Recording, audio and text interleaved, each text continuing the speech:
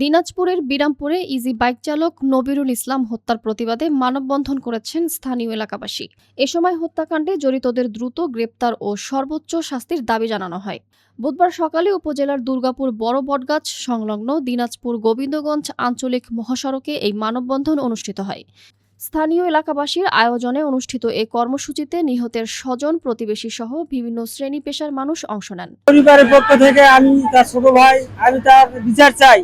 কিন্তু ফুলবাড়ি থানাতে যে আসামি ধরা পড়েছে দ্বিতীয় দিনে, সেই আসামির কোনো বিচার হয় নাই।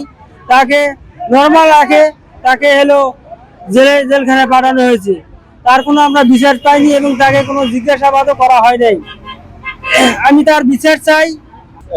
1 নম্বর আকাশ, 2 নম্বর লেবু, আর তৃতীয় ব্যক্তি নাম বলছে কিন্তু প্রশাসন আমাদেরকে জানাচ্ছে না যে সে কে, তাকে ধরতেছে না। প্রশাসনিকভাবে আমরা কোনো সহযোগিতা পাচ্ছি না। আমরা এখানে সাধারণ মানুষ এই লেবুকে বলেন, আকাশকে বলেন, ধরে প্রশাসনের কাছে দিছে, কিন্তু প্রশাসন আগ্রহ করে যে একজনকে হত্যা করা হয়েছে এই নির্মমভাবে, তার পরিবার আছে, পরিজন আছে, কি অবস্থায় আছে কোনো খোঁজখবর নেওয়া হয় নাই। প্রশাসন আমাদেরকে অবহিত করুক এই মামলার বিষয়ে কি হচ্ছে, আমরা জানি না, আমাদেরকে জানানো হচ্ছে না, আমাদেরকে অন্ধকারে রাখছে প্রশাসন। যারা হত্যাকারী তাদের সুষ্ঠু বিচার হোক, আইনগতভাবেই হোক। যে তৃতীয় আসামি আছে তাকে অতি দ্রুত গ্রেপ্তার করে রিমান্ডে নেওয়া হোক।